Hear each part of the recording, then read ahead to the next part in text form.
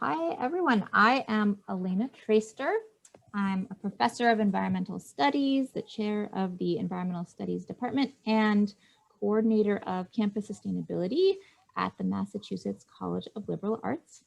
And we are really honored to be presenting at this COPLAC 2021 annual meeting. I'm going to turn it over to the rest of our team to introduce themselves before we get into our presentation. Hello, my name is Renee Royal, and I am the food production manager here at MCLA Dining Services. Hi, I'm Tony Fiorentino. I'm the executive chef here at MCLA Dining Services. My name is Diane Manning, and I'm the Director of Residential Programs and Services at MCLA. And so we're here to tell you a bit about how we have worked to revive campus sustainability at MCLA over the past couple of years. And in thinking about what we might be able to share, we have two objectives in this presentation. One is to describe our model for sustaining campus sustainability on a small campus with a shoestring budget in a way that can continue to make significant progress on campus with limited financial support. And it's a way that really relies on student involvement. So that's our second objective, is to share the ways that we incorporate students in the campus sustainability work, providing high impact, engaging experiences that move campus sustainability forward. So a little bit about MCLA. We are the public liberal arts college in the northwest corner of Massachusetts. You can see some statistics about us there. These are from this past academic year, which these numbers are a little lower than usual as a result of COVID, but you get a sense of the scale of our campus.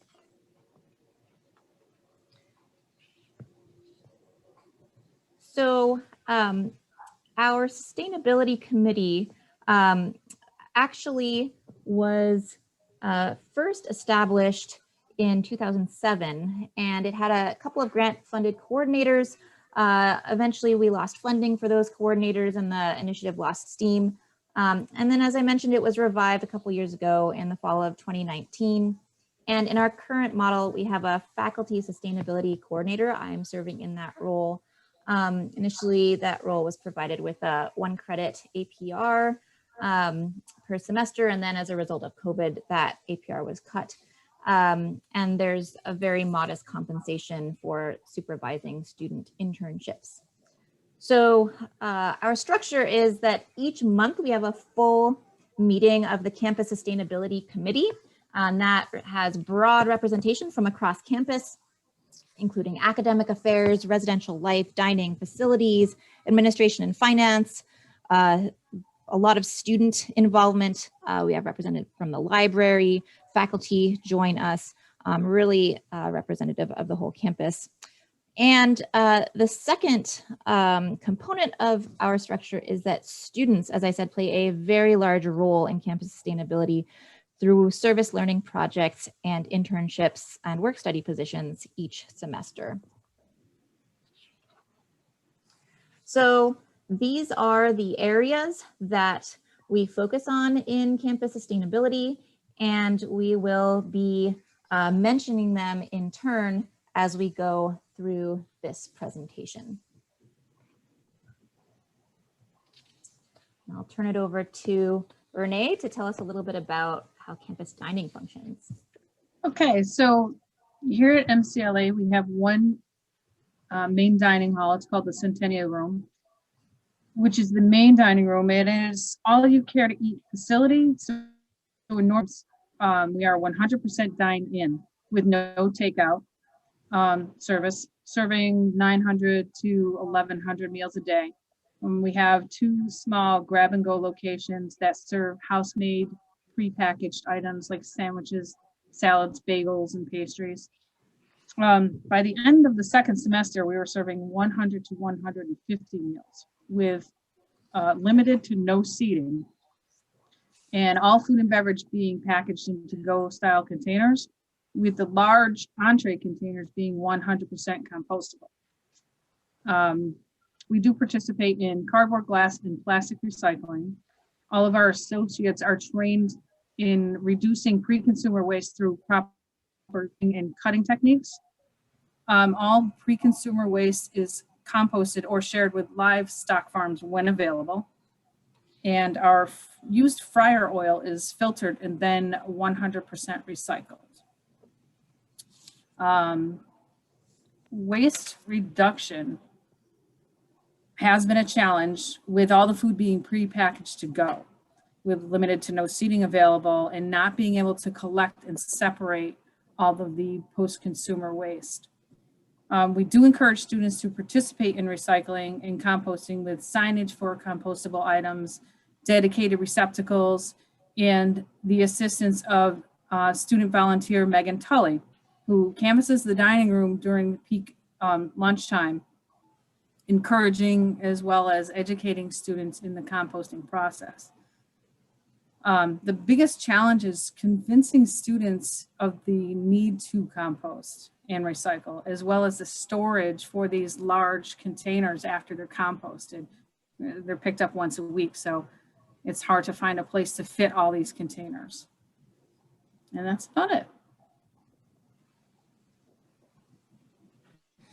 So in the residence areas, we have heard from students for the past several years about their interest in composting. And quite fortunately, in the beginning of the 21-22 academic year, we were able to create a pilot program for composting in our student apartments in the townhouses.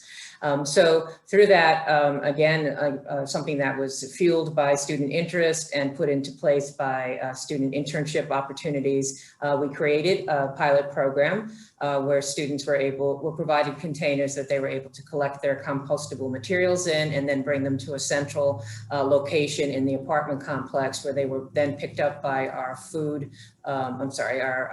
waste carrier, Casella, and composted appropriately. So this was seen as a very positive experience by the people who participated in the pilot program, and is something we're looking to do in the coming academic year by expanding it to more students who live in the apartments. So one of the students who was really instrumental in initiating the pilot food waste composting program that Diane just described was also really central to helping us improve our campus recycling system. So Cassie, who collected worked through some data that had been collected by an MCLA physics professor as part of a waste audit on campus, where they went through the contents of trash bins and recycle bins and weighed and counted items. Cassie determined that there was, we were doing a pretty good job, but there was room for improvement in terms of trying to get some of the compostable items out of the waste, and just better signage would help improve the recycling rates around campus. She also learned from our colleagues over at Williams College from their composting and recycling systems. And so she developed some guidance for us. One was this bin audit, where she developed a spreadsheet to keep track of what containers were in each location on campus. And so we have this shared spreadsheet now that tells us every room on campus, is there a trash bin? How many? Is there a recycle bin? How many? Are they properly signed? Is anything overflowing? And this has been really helpful in terms of making sure we always twin the bin. We make sure that there's a recycle bin next to every trash bin. And it also helps us keep track of where we need to update signage. So we had some lovely signage on the left here that was designed by another sustainability intern with our MCLA brand guidelines. And then after drafting that and posting it around campus, we also then received technical assistance from Recycling Works Massachusetts and the Center for Ecotechnology, who helped us design some updated flyers that also include these nice graphics that are sort of according to best practices for quickly indicating which bins recyclable and non-recyclable items go into. So we've been able to use that assistance along with our bin audit and our work study and intern students to make sure that we are properly updating the signage around campus. We also have partnerships in the community. So this is a nice one with VFair, which assists individuals with disabilities in the community. They have a new redemption center in North Adams. And so in the residence areas now, students have the opportunity to place their redeemables in these bins, and then they are picked up by BFair, and those items help to fund their redemption center and provide these opportunities for those in our community. And students really like this program. They like being able to contribute in this way and have helped to publicize it, including on social media. The Sustainability Committee also expanded electronics recycling around campus in a few ways. Facilities had already internally been collecting batteries for recycling, and we found that actually for almost no additional financial cost, we'd be able to expand that to the whole college. And so we were able to identify some battery drop-off locations, again, design some signage for them, and get the word out through various means on campus so that we're able to keep those out of the landfill. Dan, I'll turn it over to you to talk about donation stations. Absolutely, thank you. We at the end of every semester do donation station in each of the residence areas, and that's an opportunity for students to bring to a central location items that are in good condition and able to be donated to other entities. For example, Goodwill for clothing. We collect food that we then donate to our on-campus food pantry. We collect household items, and we also collect e-waste at those stations. And they run very successfully at the end of each semester, and something we've been doing for several years that we are going to continue doing.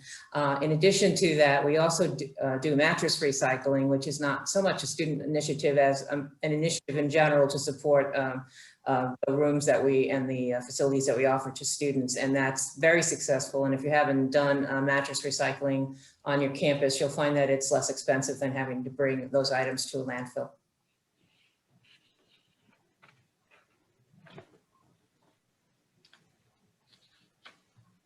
All right.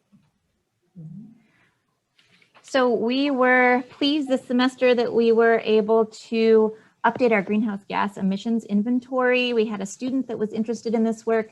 This was something that we actually had on our radar for the last couple of years. But as I said, we really rely on students to carry out much of this work. And so we had a student quite interested in energy sustainability who, with the assistance of multiple offices on campus and our energy director, was able to collect all the information and use an online carbon calculator and update our online information. We were happy to see that our emissions, our greenhouse gas emissions, continue to go down over time. We also were grateful for the assistance, the technical assistance again from the Center for Ecotechnology. This again provided a student learning opportunity. Our student Megan did a class project in collaboration with CET. Not only that, it was also during our lockdown semester when the pandemic hit, but we were still able to accomplish a virtual energy audit on a couple of campus buildings. Megan was able to share this information out to the campus community during our MCLA undergraduate research conference, and we were able to get some very helpful technical information about continuing to improve the efficiency of how our buildings run. All right, and turning it over to Tony to talk about our new greenhouse initiative. All right, thank you. Yes, here at MCLA, we have created a small greenhouse garden. With the help of facilities and campus sustainability, we have rejuvenated an existing greenhouse that was already here on campus. This is a project that took a few years in the making, And it was an idea inspired by just continuously walking past a greenhouse that at the time was not being used. It had some tables, a few items left from last projects created there, but not much else. So the idea of a campus greenhouse project started to come about. With the collaboration of campus sustainability, facilities, MCLA dining, and our student worker, Anaria, we created the campus greenhouse project. We started by cleaning and preparing the room to grow foods that will be used in our dining hall. Facilities created 5 very large planter boxes for us. Naria did all the calculations to find the amount of soil we would need. She then sourced a nice 50-50 compost blend from a local farmer. We then had a big day of soil delivery and seed planting. Everybody got involved with that.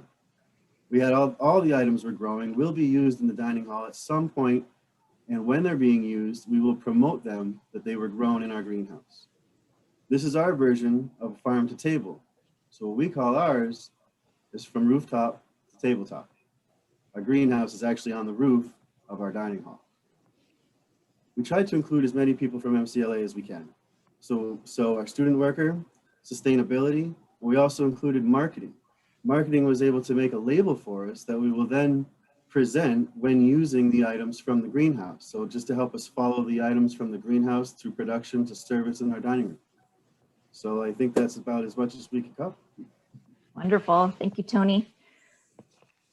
Really excited about that and about creating this new MCLA pickle from the cucumbers we throw in there.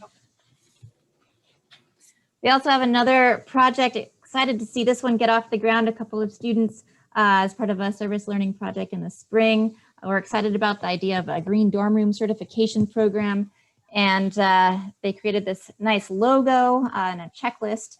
And for students who are interested, they'll be able to sign up to have a couple students come take a look around, see what kinds of sustainable actions they are using in their residence areas, and then earn one of 2 green zone certification levels and be able to proudly display this logo outside their dorm room.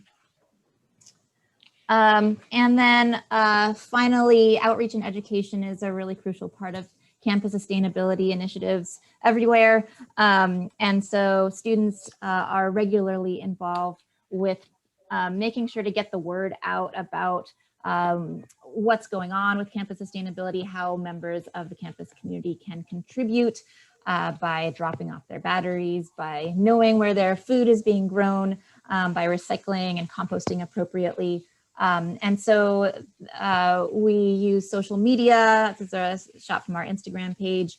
We regularly contribute articles and do interviews with the campus newspaper, design flyers for posting digitally and wherever students are going to see them.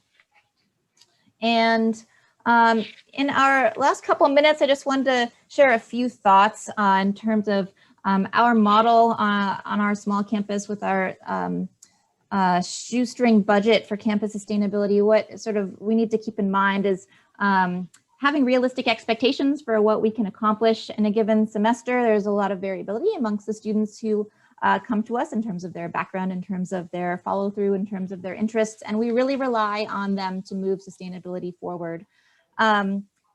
We were interested in doing an inventory of our greenhouse gas emissions, as I said, from the beginning, and we really had to wait until there was a student with that interest who could move that area forward. We also can't necessarily expect continuity from one semester to the next. And so I try to outline broad sustainability areas.